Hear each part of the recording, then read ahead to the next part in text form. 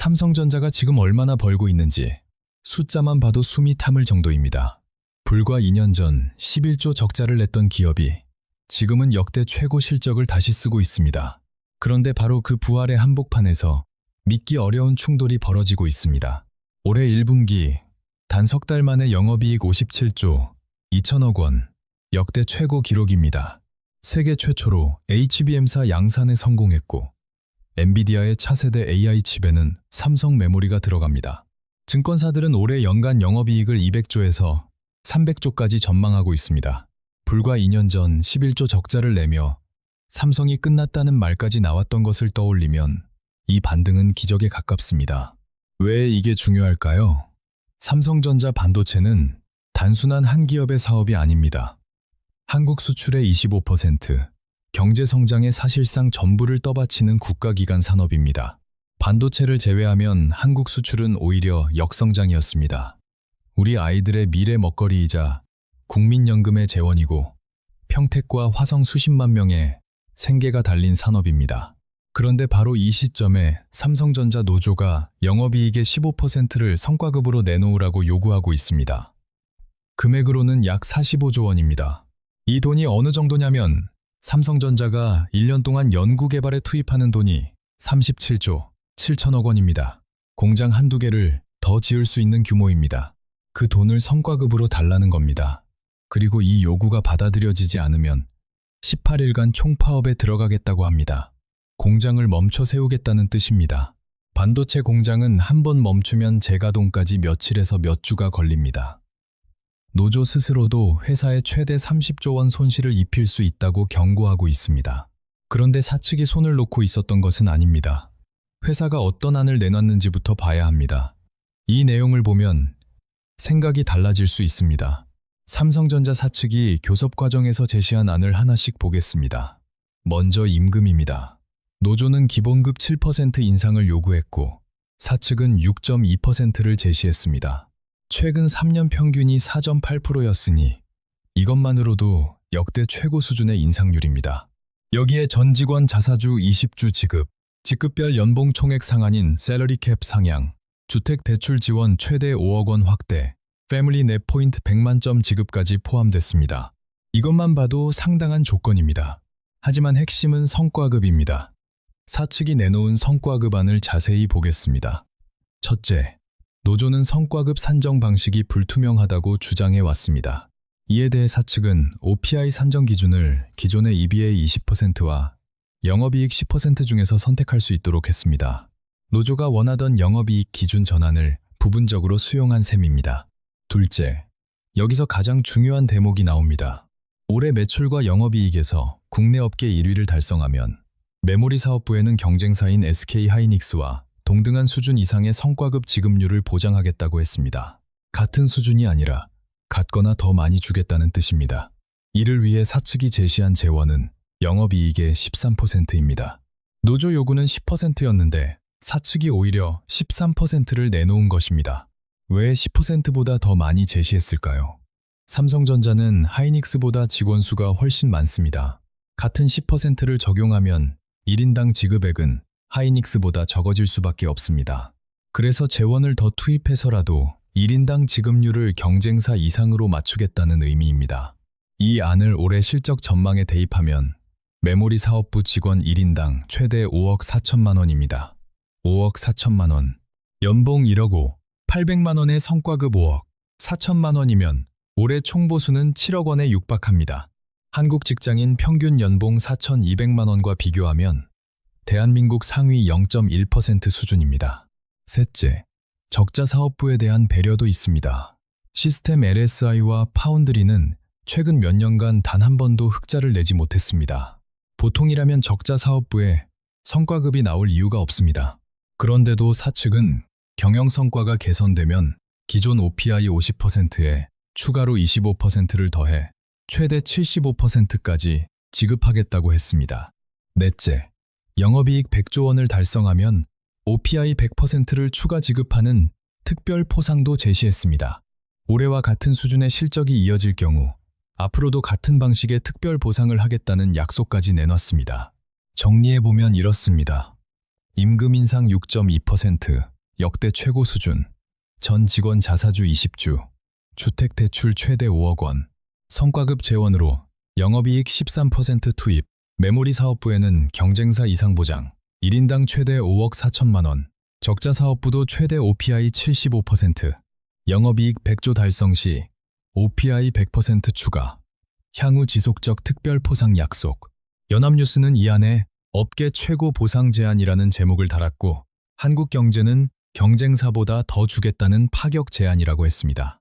허핑턴 포스트도 노조가 요구한 것보다 더 많은 성과급 지급률을 달성한 내용이라고 평가했습니다. 그런데 노조는 이 안을 거부했습니다. 교섭도 중단했습니다. 이유는 OPI 상한 폐지가 제도적으로 보장되지 않았다는 것입니다. 사측은 특별 포상 방식으로 사실상 상한을 넘는 보상을 제안했지만 노조는 일회성 포상이 아니라 제도 자체를 바꿔 영구적으로 상한을 없애야 한다는 입장을 고수한 것입니다. 쉽게 비유하면 이런 겁니다.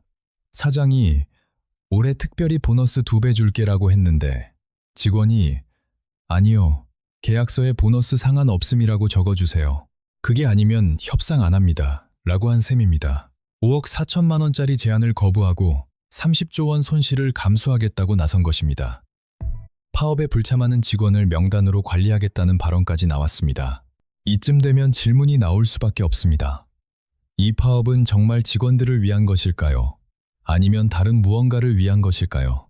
물론 사측안이 파격적인 것은 맞지만 노조가 분노한 배경도 무시할 수는 없습니다. 삼성전자 직원 1인당 평균 연봉은 1억 5,800만 원입니다. 창사 이래 최고치입니다.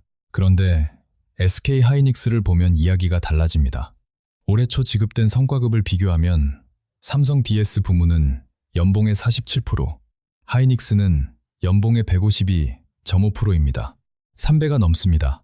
과장급 총보수로 비교하면 하이닉스는 2.3, 2.5억 원, 삼성은 1.4에서 1.6억 원입니다. 약 1억 원 차이입니다. 같은 반도체를 만드는데 왜 우리는 1억을 덜 받느냐? 이 분노는 감정적으로 충분히 이해할 수 있습니다. 게다가 SK하이닉스는 성과급 상한을 이미 폐지했고 영업이익 10%를 재원으로 쓰겠다고 명문화했습니다. 반면 삼성은 여전히 연봉 50% 상한이 있고 EBA라는 복잡한 공식으로 성과급을 계산합니다. 같은 일을 하는데 옆집은 체계가 투명한데 우리는 왜 불투명하냐는 불만이 쌓여온 것입니다. 그래서 사측의 6.2% 인상과 5억 4천만 원 성과급이 금액만 놓고 보면 충분해 보여도 노조 입장에서는 올해만 특별히 주겠다는 거잖아. 내년에 또 안 주면 어쩔 건데 제도를 바꿔라라는 논리가 나오는 겁니다. 양쪽 다 일리가 있습니다. 문제는 이 간극을 메우는 방식이 18일간 공장을 세우는 것이어야 하느냐는 데 있습니다. 겉으로 보기에는 노조와 회사의 대결처럼 보이지만 내부에서는 또 다른 갈등이 벌어지고 있습니다. 삼성전자 반도체 DS 부문은 메모리, 시스템 LSI, 파운드리, 세 사업부로 나뉘어 있습니다. 그런데 이 세 사업부의 실적 차이는 하늘과 땅 차이입니다. 메모리는 HBM사 양산으로 막대한 수익을 내고 있지만 시스템 LSI와 파운드리는 최근 수년간 단 한 번도 흑자를 내지 못했습니다. 그런데 노조의 요구대로 가면 적자 사업부 직원들도 1인당 3, 4억 원의 성과급을 받게 됩니다. 메모리 직원들 입장에서는 어떻게 보이겠습니까? 우리가 밤새워 HBM사 만들어서 번 돈을 적자 내는 옆부서와 나누자는 이야기로 들릴 수밖에 없습니다. 실제로 직원 200명 대상사 내 설문조사에서는 응답자의 약 60%가 시스템 LSI와 파운드리 사업부는 적자 상태이므로 성과급을 받아서는 안 된다고 답했습니다. 블라인드에 올라온 글도 생생합니다. 시스템 LSI와 파운드리 사업부에 퍼주자고 하지만 않았어도 이렇게까지 질질 끌고 올 일도 아니었다. 또 다른 직원은 하이닉스도 10%인데 그냥 영업이익 10%로 합의해도 좋을 것 같다고 썼습니다. 결의대회 사업부별 참여율을 보면 이 균열은 숫자로도 드러납니다. 파운드리 74%, 시스템 LSI 69.6%, 메모리 51.7%, 적자 사업부의 참여율이 가장 높고 돈을 벌고 있는 메모리의 참여율이 가장 낮습니다. 이유는 분명합니다. 상한이 풀리고 영업이익 기준으로 배분되면 적자 부서가 가장 큰 수혜를 보기 때문입니다. DX 부문, 즉 스마트폰과 가전 쪽에서는 노조가 DS만 대변하느냐는 불만도 나옵니다. 삼성전자에는 5개 사업부가 있는데 노조의 요구가 DS에 집중돼 있으니 다른 부문은 소외감을 느끼는 것입니다. 메모리 사업부의 한 직원은 이렇게 썼습니다. DS에 DS에 DS에 DS에 D에 일할 수 없는 현실이 너무 애통하다. 노조가 근태까지 감시하고 있다. 노사 갈등이 노노 갈등으로 번지고 있습니다. 사측과 싸우려다 동료끼리 갈라지고 있는 것입니다. 여기서 가장 아이러니한 구조를 짚어봐야 합니다. 노조의 목적은 성과급을 더 받는 것입니다. 영업이익의 15%를 요구하고 있습니다. 그런데 18일간 파업을 하면 노조 스스로 추산한 손실이 30조 원입니다. 하루 1조 원꼴입니다. 노조 무능꼴입니다. 영업이익이 30조 원 줄면 그 15%인 4조 5천억 원이 성과급 재원에서 빠집니다. 성과급을 더 받으려고 파업에 들어가는데 그 파업 때문에 오히려 성과급이 줄어드는 구조입니다. 더 근본적인 문제도 있습니다. 삼성전자가 올해 이런 실적을 낼 수 있는 이유는 HBM사를 세계 최초로 양산하고 엔비디아에 납품하고 있기 때문입니다. 그런데 이 골든타임에 공장이 18일간 멈추면 엔비디아가 기다려주지 않습니다. SK하이닉스나 마이크론으로 물량을 돌릴 수 있습니다. 한번 빼앗긴 고객은 다시 돌아오기까지 몇 년이 걸릴 수도 있습니다. 비유하면 이렇습니다. 중국집을 운영하는데 2년 동안 적자였습니다. 빚이 쌓였고 폐업 직전까지 갔습니다. 그런데 올해 갑자기 손님이 몰리기 시작했습니다. 줄을 서서 기다릴 정도입니다. 지금이야말로 빚도 갚고 가게도 넓히고 새 메뉴도 개발할 골든타임입니다.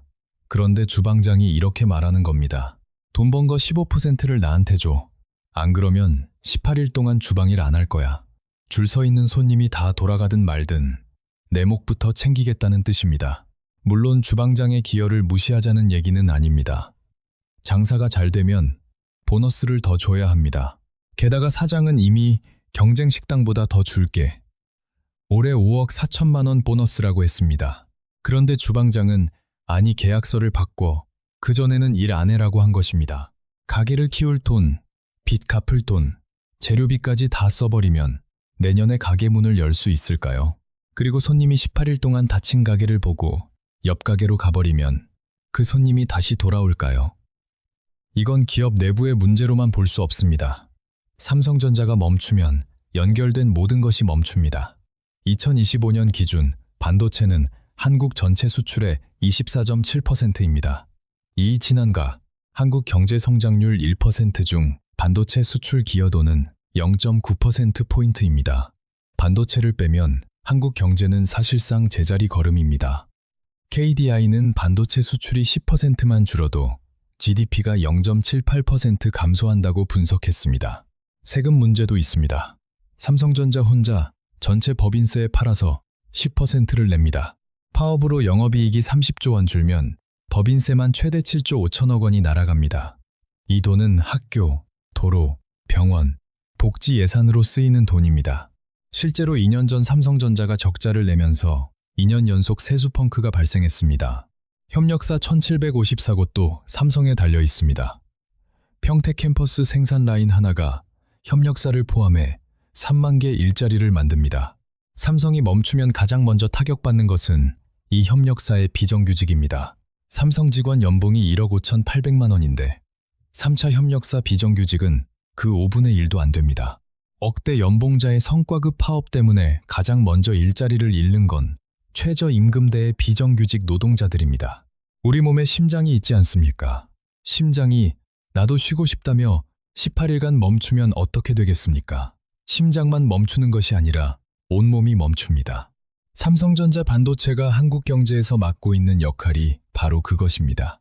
이게 처음도 아닙니다. 국민기업의 파업이 어떤 결말을 맞았는지 핵심만 보겠습니다. 현대자동차는 1987년 이후 28년간 누적 파업 일수 411, 손실 14조 2천억 원을 기록했습니다. 결과가 어땠습니까? 현대차는 해외 공장을 지었습니다. 체코, 미국, 인도, 터키.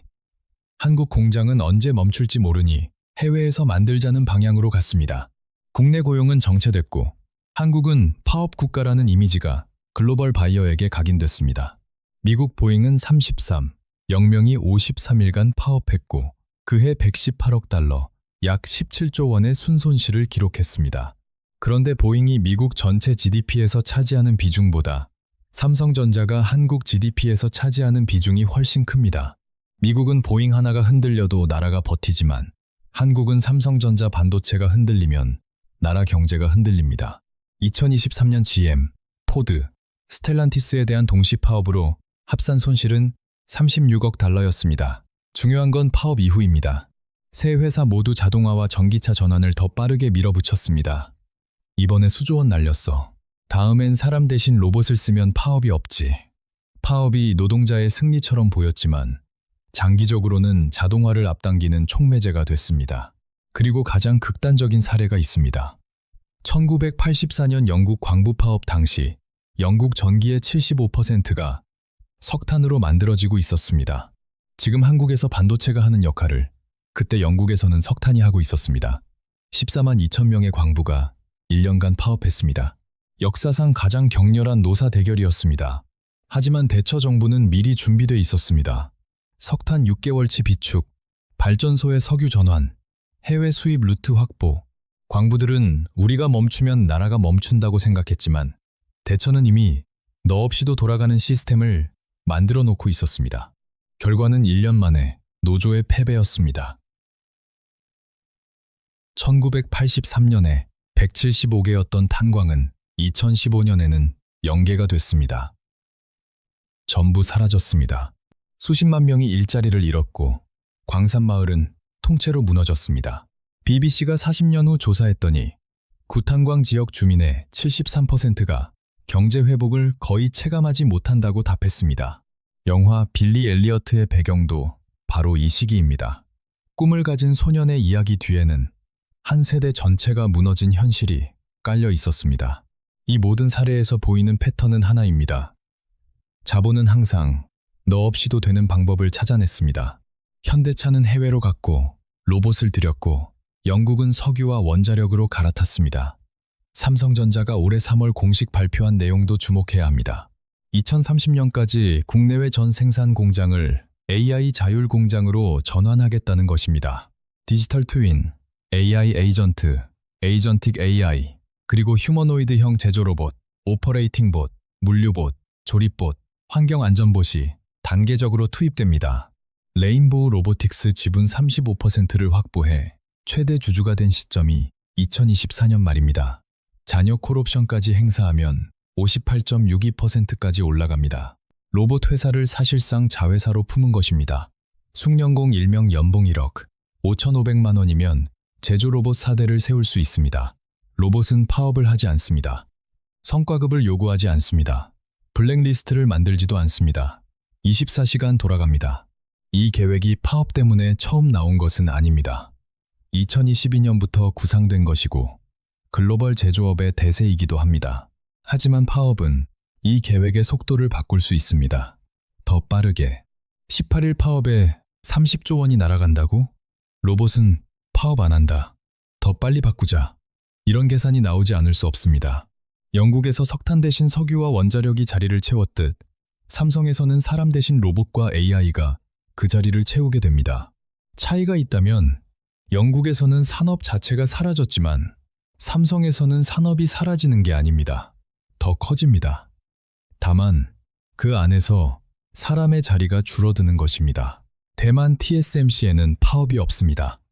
세계 반도체 위탁 생산의 70%를 차지하는 회사인데도 한 번도 멈춘 적이 없습니다.